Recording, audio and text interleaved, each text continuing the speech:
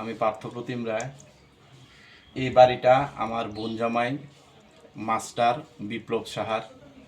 আমাদের এলাকা মহাদেব দিঘির পূর্বপাড়, ওয়ার্ড নাম্বার 9। গতকাল আমার বোন ছুটি থাকার কারণে তাই অমরপুর তাদের নিজস্ব বাড়িতে গিয়ে পুরান বাড়িতে গিয়েছিল। এই সুযোগে রাত্রিবেলা চোরের দল এসে সমস্ত বাড়িঘর লুটপাট করে যা কিছু আছে নিয়ে গেছে।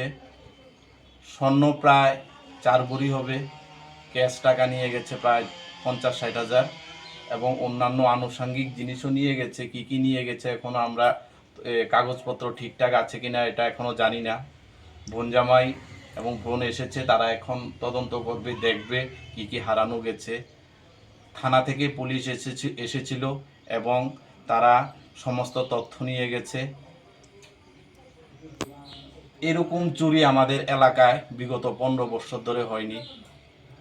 এখন আমার একটাই প্রশ্ন নিরাপত্তা নিয়ে, কারণ আমাদের সামনেই এসপি অফিস, নিরাপত্তা জোরদার।